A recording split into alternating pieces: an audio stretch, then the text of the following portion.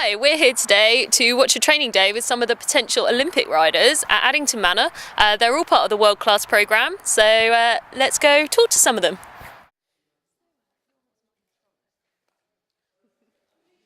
Hi, I'm here with top eventer Lucy Wiegersma. Thank you very much for taking the time to speak to us today. Can we start off by talking about horses? So, do you have one in your stables that you think has the biggest personality or is a bit quirky? I think they're all very individual. Certainly, my three best horses, they're completely different characters. Grand Tefka Prince, he's sort of very bullish and actually quite difficult in the stable. But once you get on him, he's a real trier. Woodfall's Inigo Jones, Scooby, he's known as at home. He's a real softie. He's got huge, great long eyelashes, and he's very sweet, but quite a tiger when you're riding him. And then Simon Paulo, he's incredibly arrogant. He would be, if he was human, he would be a film star, and he would just have, is this my best side? He's a very nice person, but he does love himself quite a lot. Well, it's nice when you have the individual personalities and getting to know your horses. What do you think is ideal to kind of build your bond between you and your horse? Well, I'm very lucky. Two of my three good horses I've had right from the word go in terms of educating and bringing them on.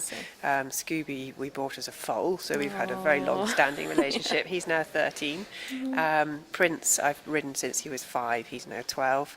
And Simon I bought as an 8-year-old, but he hadn't done any eventing before I bought him. So I kind of started him out. Yes, yeah. He's now also 12. But I think having that depth of a relationship with them and experience, and exactly what's happened to them all the way along, so that really informs your judgment of how they're going to react to difficult situations. For instance, going into the high octane atmosphere of an Olympic stadium or whatever, you're really you really understand them and how their brain works, and it gives you a great grounding for trying to get the best performance out of them. Yes. Well, talking about the atmosphere, I was going to ask you what you think would be the biggest challenge at the Olympics if you were selected. Do you think it will be the atmosphere, or I think it's going to be a really unusual event in as much as the terrain at the Greenwich venue is really, really challenging cross country. And I think it's going to require a very, very fit horse, probably more so than most other 3-day events. So, if you get your horse super, super fit, even more so than usual, they're going to be even sharper and more on their toes. So, and then you put them into probably a really challenging atmosphere like the like the stadium's going to be at the Olympics inevitably. That's going to provide quite a challenge in itself. But everything that we do in prep events and everything is geared towards trying to cope in those situations. So hopefully we'll be well prepared. I'm sure you will be. So we're here today at a training session. How many of these do you have?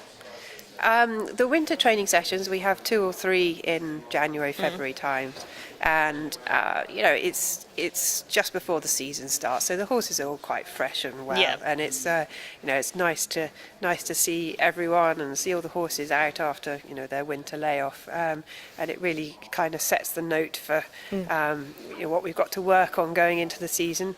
For me, the competition season starts in 2 weeks' time. I go down to Portugal, so really looking forward to that. So but for some of the other riders, they're not actually starting until the middle of March, so everyone's got a slightly different timetable and schedule they're working to.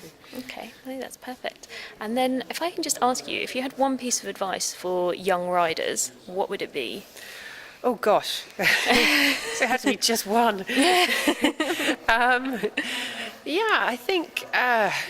I think for me, really take the time to get to know your horse or pony and all his, idiosyncrasies and little quirks and habits. As I said, with the horses that I've produced from a young age, it's really given me a huge advantage and insight into their behaviour, which you'll hopefully help me to help them perform better on a big occasion. But I think build a really good friendship and relationship with the horse, and try and get to know him inside out. Inside out, yeah. Perfect. Well, thank you very much for taking the time to speak to us today. That's been brilliant. Thank you. Pleasure. Thanks.